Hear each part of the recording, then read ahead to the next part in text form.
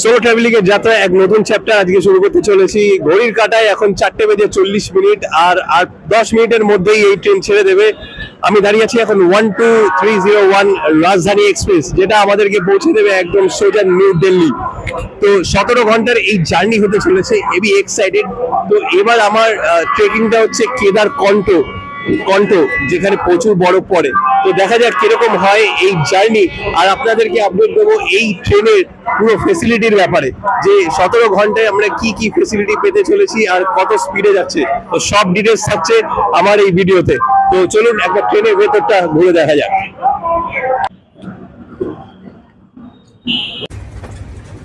Train ছেড়ে দিয়েছে, মোটামুটি 20 মিনিট মতো হয়েছে।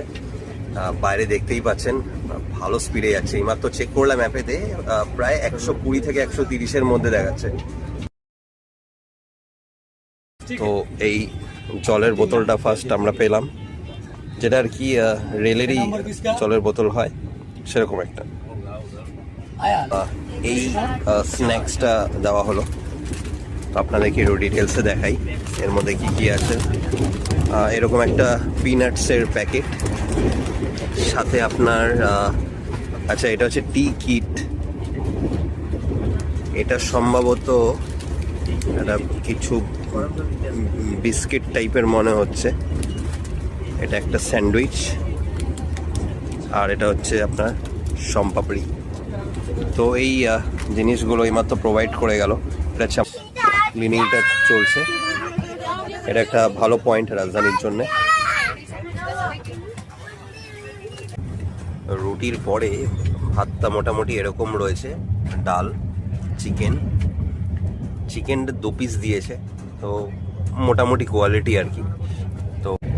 তো এই মুহূর্তে আইসক্রিম দিয়ে গেল, একটু নিচে করো। হ্যাঁ, আইসক্রিমটা বেশ ভালোই, আমুল কোম্পানির। তো আমি খেলাম না, যেহেতু আমার একটু ঠান্ডার ব্যাপার আছে, তো এই জন্যে আমার পার্টনার বিজয় দা এটা খাচ্ছে। কেমন খেতে? মোটামুটি ঠিকঠাক তো? হ্যাঁ, বলছে ঠিকঠাকই আছে। তাহলে এটা একটু বেশ ভালো লাগলো খাওয়ার পরে আইসক্রিম, খুব সুন্দর ব্যাপারটা।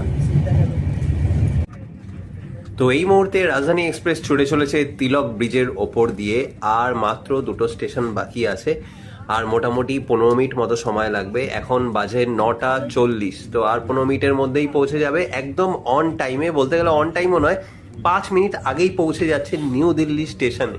তো এত সুন্দর টাইমিং মেনটেন করেছে।